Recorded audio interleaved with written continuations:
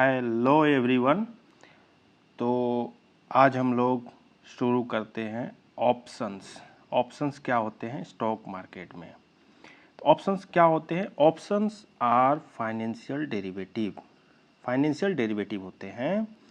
Financial instrument बहुत तरह के होते हैं, जिसमें एक होता है स्टॉक्स, इंडेक्स भी होता है, बॉन्ड्स भी होते हैं, करेंसी भी होता है।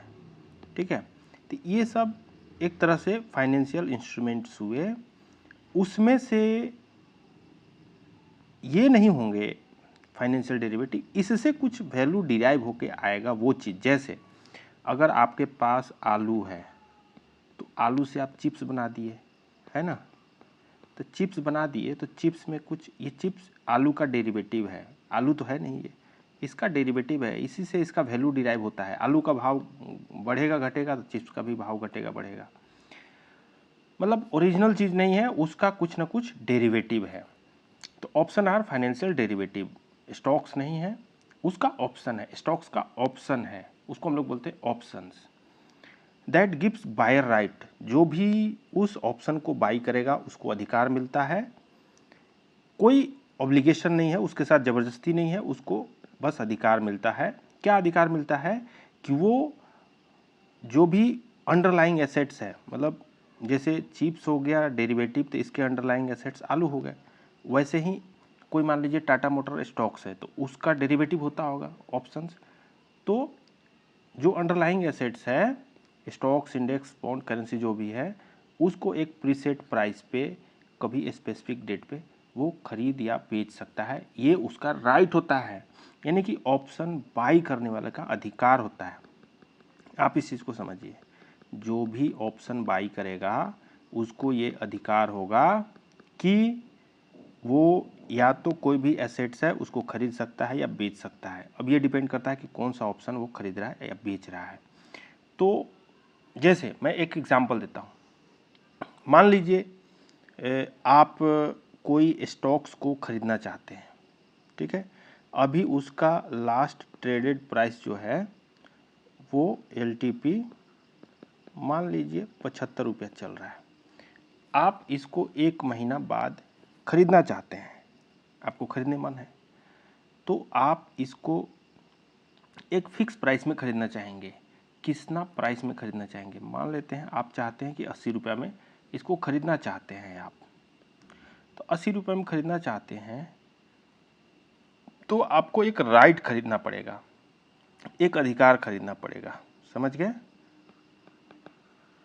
राइट खरीदिएगा तो उस राइट को एक्सरसाइज करने के लिए आपको फिर वो स्टॉक्स खरीद लीजिएगा। इसको और डिटेल में हम लोग समझेंगे। जो ऑप्शंस होते हैं वो दो तरह के होते हैं, एक को बोलते हैं कॉल ऑप्शन, एक को बोलते हैं पुट ऑप्शन। कॉल ऑप्शन क्या होता है भाई? कॉल ऑप्शंस, जो भी कॉल ऑप्शन होते हैं, अगर उसको कोई बाई किया है, कॉल ऑप्शन को कोई बाई किया है तो उसका भी राइट होगा।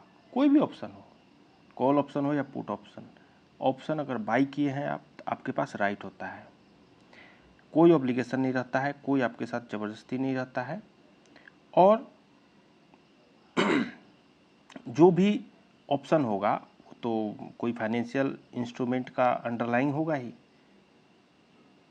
तो आपके पास राइट क्या होता है कि आप जो है स्टॉक्स को या जो भी एसेट्स है उसको बाई कर लेंगे। कॉल ऑप्शन का राइट होता है बाई करने का, यानी कि जो कॉल बायर है उसके पास राइट है कि कोई भी एसेट है उसको बाई करेगा। ठीक है, वो बाई करने का राइट एक्सरसाइज कर सकता है, स्टॉक्स बाई करने का अधिकार होता है उसको।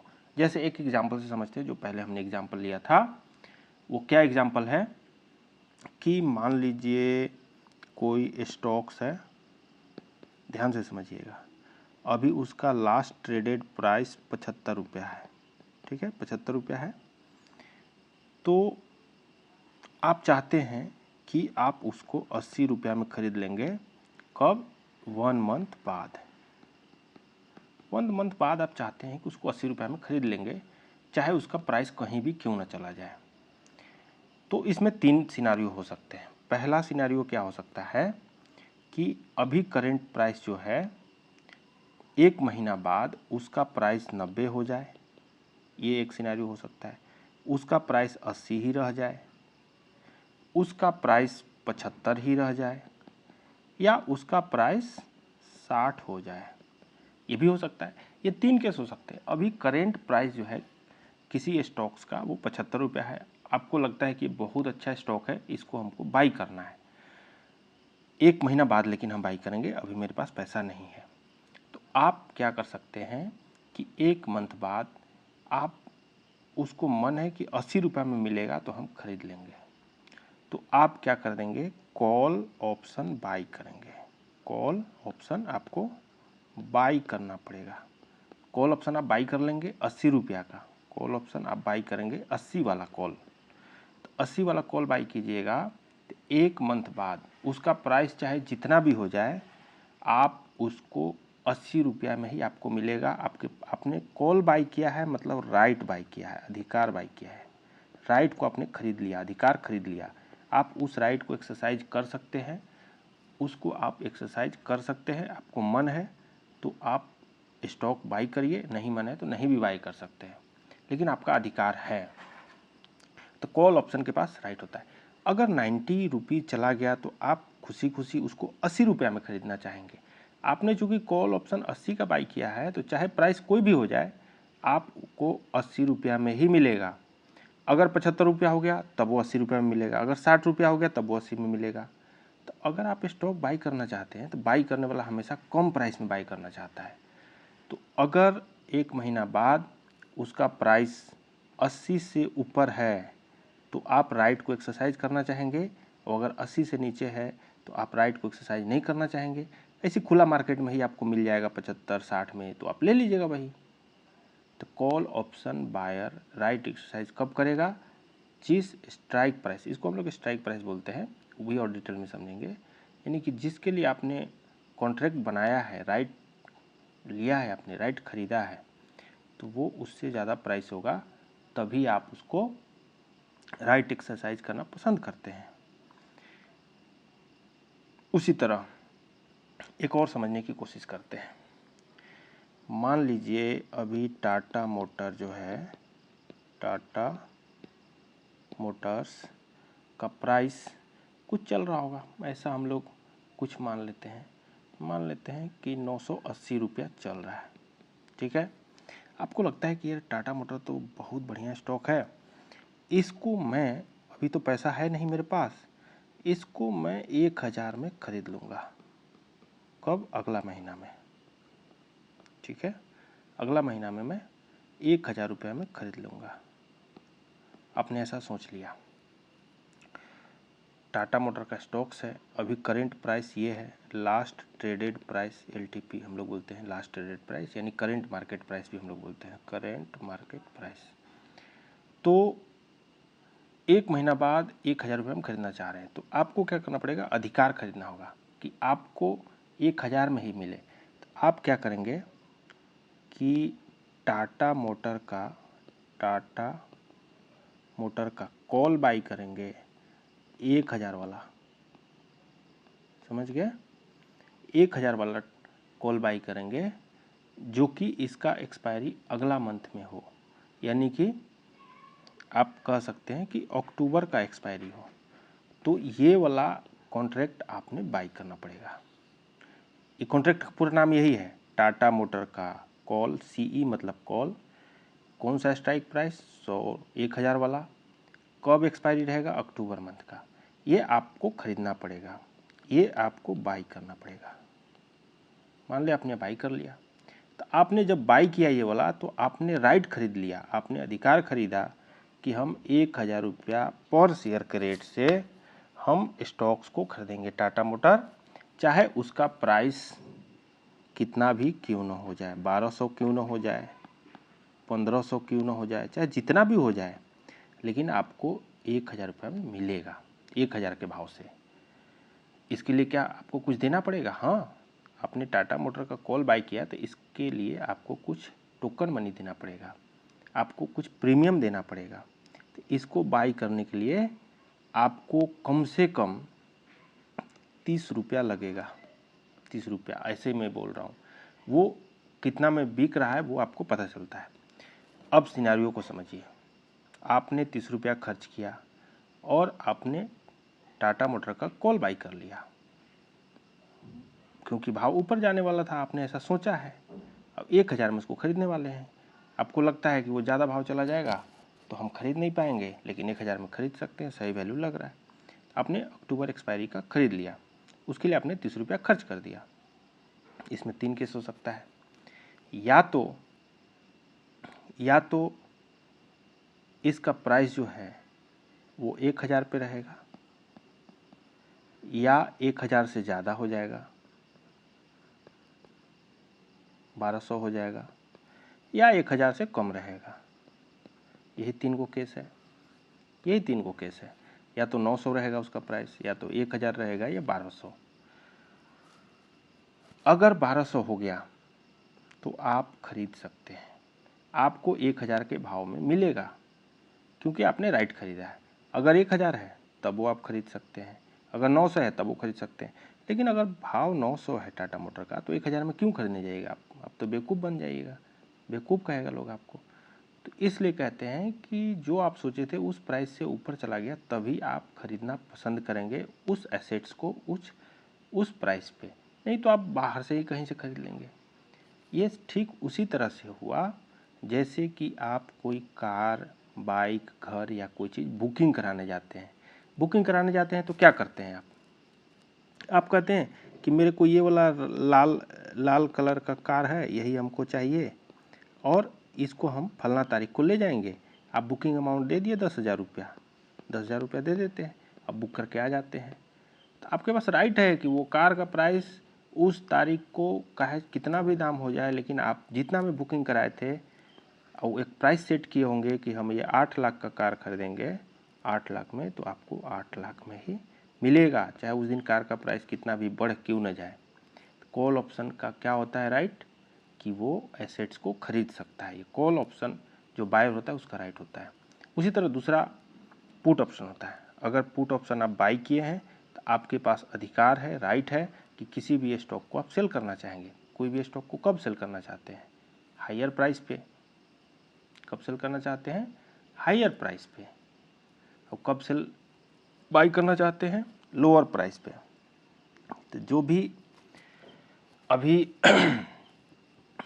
मार्केट चल रहा है, कोई भी मार्केट होगा, मान लीजिए टाटा मोटर का एग्जांपल लेते हैं। टाटा मोटर का एग्जांपल फिर से लेते हैं हम लोग। Tata motor current market price मान लीजिए 980 चल रहा है, ये है लास्ट डेटेड प्राइस। आपको लग रहा है कि मार्केट डाउन है टाटा मोटर का, ये गिरते गिरते 700 चला जाएगा, ऐसा आपको डर लग रहा है, बहुत लॉस होगा आपको। तो आप क्या करेंगे, इस डर को बचने के लिए आप करेंगे कि मैं इसको यहाँ पे पुट बाई करेंगे। आप पुट बाई करने का सेलर का राइट होता है, सेल करने का। आपके पास बहुत सारा स्टॉक पड़ा हुआ है, आप उसको सेल करना चाहते हैं, तो पुट बाई करेंगे। आप पुट क्या बाई करेंगे, आप पुट बाई करेंगे 970 का। 970 का पुट आपने बाई कर लिया, और मार्केट अगर गिरा फिर भी आपको 970 में बेचने का राइट है। आप बेचिए उसको, लेने वाला लेगा ही, आप बेचने का राइट खरीदे हैं। तो अगर आपने टाटा मोटर का पुट बाई कर लिया है 970 का अक्टूबर एक्सपायरी का, तो अक्टूबर एक्सपायरी के दिन आप इस स्टॉक को 970 के भाव में बेच पाएंगे, चाहे उसका प्राइस कहीं भी क्यों न हो। ठीक है, उसका प्राइस कहीं भी क्यों ना हो। तो अगर 900 से 1000 चला गया प्राइस, तो आप उसको क्यों बेचना चाहेंगे उसके पास ज़बरदस्ती। आप कहीं भी मार्केट में, ओपन मार्केट में बेच दीजिए। लेकिन जैसे ही 700 चला जाए, 600 चला जाए, तो आप क्या करेंगे, उसको जिससे कॉन्ट्रैक्ट बनाए थे आप उसको बेच दीजिएगा। कि लो 970 में हमने पुट बाई किया था, आपको 970 में खरीदना पड़ेगा, तो अगला खरीदेगा क्योंकि आपको बेचने का राइट है। तो हमने क्या क्या सीखा? Options are financial derivative. Financial derivative है, एक्चुअल में फाइनेंशियल इंस्ट्रूमेंट है जो कि किसी एसेट से डिराइव होके आया है और जिसमें बायर का राइट होता है, चाहे कॉल ऑप्शन या पुट ऑप्शन जो भी बायर है उनका राइट होता है कि वो किसी भी एसेट्स को बेच या खरीद सकते हैं एक प्रीसेट प्राइस पे। यही हमने सीखा। दो तरह के होते हैं, कॉल ऑप्शन होते हैं एक, और एक होते हैं पुट ऑप्शन। कॉल ऑप्शन में जो बायर होता है उसका राइट होता है कि बाई करेगा एसेट्स को, और पुट ऑप्शन का राइट होता है कि वो सेल करेगा एसेट्स को। ठीक है, ये क्यों हम लोग यूज़ करते हैं? क्या आपका गोल है, रिस्क कितना है, उसके हिसाब से ऑप्शन कॉन्ट्रैक्ट को हम लोग हेज करने के लिए यूज़ करते हैं और इनकम जनरेट करने के लिए यूज़ करते हैं। जिस कोई भी ऑप्शन का जो प्राइस है उसको हम लोग प्रीमियम बोलते हैं, जैसा कि हमने बताया है। और प्रीमियम का प्राइस उसके स्ट्राइक प्राइस टाइम पे डिपेंड करता है और मार्केट के वोलेटिलिटी पे। ये सारा कुछ हम लोग डिटेल नेक्स्ट जब वीडियो बनाएंगे उसमें हम लोग सीखेंगे। ऑप्शन ट्रेडिंग में रिस्क होता है, इनहेरेंट रिस्क, जो कि आपको इसको समझ के ट्रेडिंग करना चाहिए। बात समझ में आई? मुझे आशा है कि आप बात को समझ गए होंगे।